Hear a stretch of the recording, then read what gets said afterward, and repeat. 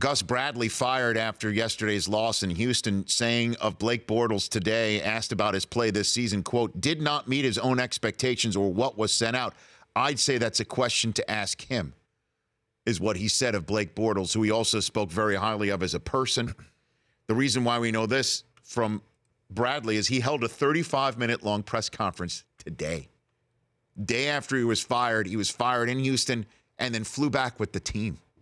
Oof. Steve Mariucci joining us here on the Rich Eisen Show. What do you make of that, Steve? That's a nice segue into this conversation, guy getting fired. You know what?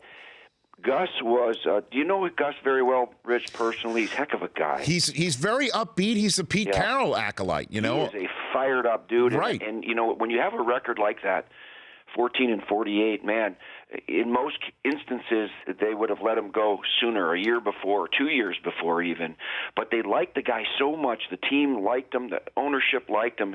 Front office, he got along with everybody. He's an optimistic guy, and they were just rooting for him to pull that team, you know, out of the gutter. And it just didn't happen yet, and it will. They've drafted some good kids, but that kind of shows you what they thought of him. They really exercised some patience with him and hoped that he got it done. And it was kind of a tough situation. God, did he get let go on the airplane? No, apparently he got let go after the game, and he flew home with the team, Steve. And he did a 35-minute press conference today. I've never heard of anything like that, quite frankly. Well, he's a stand-up guy, you know. And you know, Gus is going to be. He's going to be back in the league as a defensive coordinator right away. He was very instrumental with the Seattle Seahawks. You all know that. And so it just happens. It's that time of year. It's unfortunate there's 2 more games left. I don't know what benefit that is for an organization. Start looking for a coach right away? I don't know. But maybe they just wanted a little wake-up call. And I don't know. You know, but Gus is a good man, and he's going to land on his feet. So he handled it the right way. Which do you think is the better gig? If you had a choice of just any coach, Jaguars or Rams, which one do you think is a better job? Rams. Well, come on.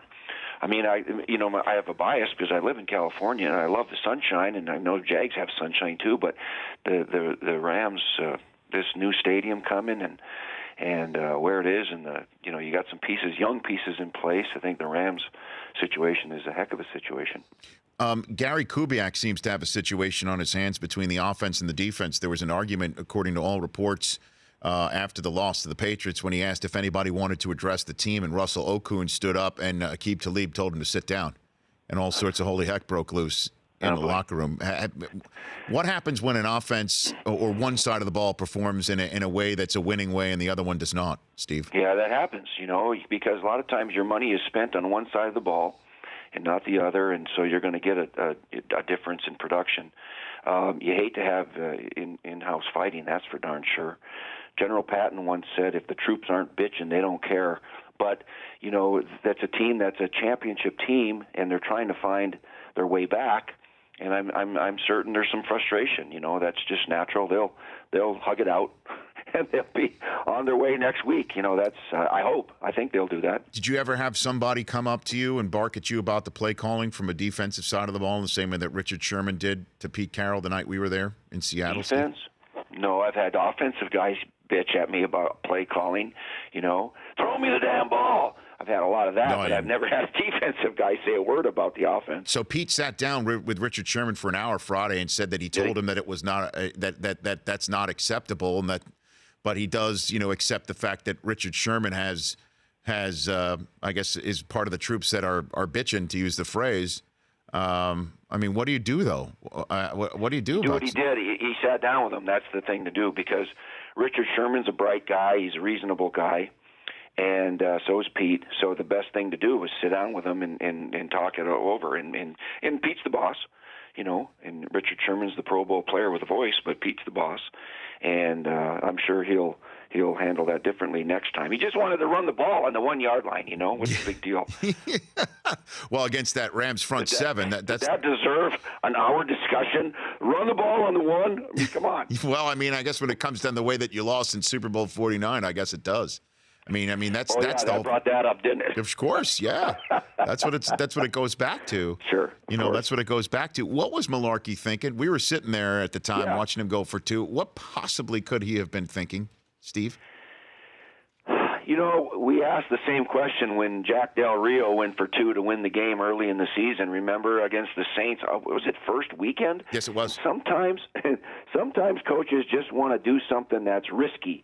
And it's like, show your team, hey, I'm willing to take a chance. I believe in us, kind of stuff. And so he failed. I mean, it didn't happen. Luckily, they found a way to win that game. There were still over 3 minutes left. I don't know if I'd have done that. I think the conventional thing is just kick it and tie it and then play on. But what the heck? Sometimes you take a chance, right, Rich? Yeah, I know. You gotta do that once in a while. I know. So I know you kicked the Lions out of the playoffs and Aaron Rodgers in our pregame show in Seattle. Boy, I mean, you're looking like a seer on that front, to use Urban's phrase on game day morning right now. I know it. And then, of course, the Lions play at Dallas the next Monday night. I don't know if they can win that one, and it's going to come down to Matthew Stafford and his finger against Aaron Rodgers and his calf. I mean, it's going to be it's going to be a doozy in that NFC North. But talk about seer. I almost got my bold prediction with Tom Brady 199 yards passing and Simeon 250. Rich, did you guys close? Did you guys hear his bold prediction yesterday? I did not. Simeon was drafted 250th overall, Brady 199th overall. He said that both would get exactly that for their passing yardage in the game, and Brady threw for 188. You were close, Steve. You were 11 yards off. And Simeon was just over 250. Oh, it was close. That's bold, Mooch. I like it. That's pretty bold. That's bold. Yeah. I mean, he had to make up for the previous week when he said that every single extra point would be made in the December cold and wind and snow, and the first extra point attempted that day was no good. Oh, kickers, that's it. That's the last time I'm giving them some props with your T-shirts. So who's the best team, man? What do you got, Steve? I mean, you got 2 12-win teams at the top of each conference, Cowboys and Patriots. Do you think that's your Super Bowl? It looks like they're on a collision course, right? I mean, that's what it looks like. However, you never know. Don't count out some of these teams like Seattle. When your big players start having meetings with your coach, that means they're really getting serious. And so the Giants, they can't wait to play the Cowboys again. So I think, hey, the Falcons can score on anybody. I mean, they're not there on defense just yet, but I think the NFC is more up for grabs than the AFC. The AFC, man alive, those Patriots, every year they just show what they're made of. I don't know if the Steelers or the Raiders or the Chiefs can give them a run. I think they might on any given day. Yep. But right now it kind of looks like the Cowboys and the Patriots are the cream of the crop. But don't rule out an upset along the way. That happens all the time. Can't wait to go through it. Last one for you, Steve. How do you think coaches and talent evaluators are looking at Leonard Fournette and Christian McCaffrey saying no thanks to their bowl games? They want to get ready for the NFL. Yeah, I know. Does this start a new trend? And, both guys, I know Leonard Fournette. He was on my Under Armour team, Rich. Got to know him when he was a high school kid. Great kid. But he's had some injuries now, okay? He's had some injuries, and so has Christian McCaffrey. And so if it's based on that, I get it. No question about it. I hope it doesn't start a trend where the premier players that think they're going to be top 10 picks say, I'm not going to play because I don't want to get hurt. And Jalen Smith is an example. I know that, and it happens in every sport. But yeah, it's going to be interesting to see. I just know the way this is going to go, Steve, is that there's going to be people who say that if these guys think that they're NFL ready with one game to go, then why can't some players be NFL ready with 1 year to go, and the NFL should tinker with the rule or at least be a little bit more lenient on when kids can join? Do you think the NFL should do something like that? No. I don't. You mean come in 2 years instead of 3 years after their second year? Yes, sir. No, I don't. And I think basketball ought to push it back from 1 year up to 2 years before those kids can come out. They're not ready yet.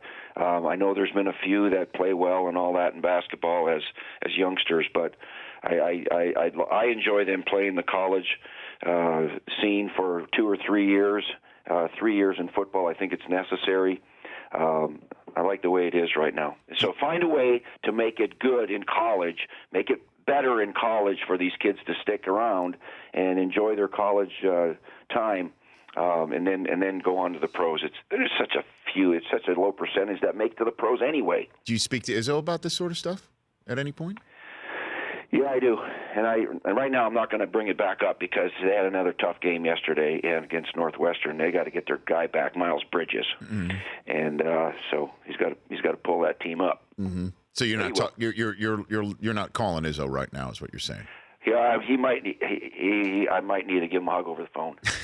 But I'm gonna call him and I'm gonna remind him, hey, you still owe Rich Eisen a Michigan State shirt. He'll wear it on the air. Should I say that? No, don't, Steve. Don't remind him. Just let him be. Let him be. The man's not happy right now about losing. Okay. Right now. Let him all be. right. He'll be all right. See you in Philadelphia, Steve. See you in Philly. All right, man. Bye. You got that. Steve Mariucci. There he is. Mondays with Mooch here on The Rich Eisen Show. The Rich Eisen Show. Weekdays at noon Eastern on Audience.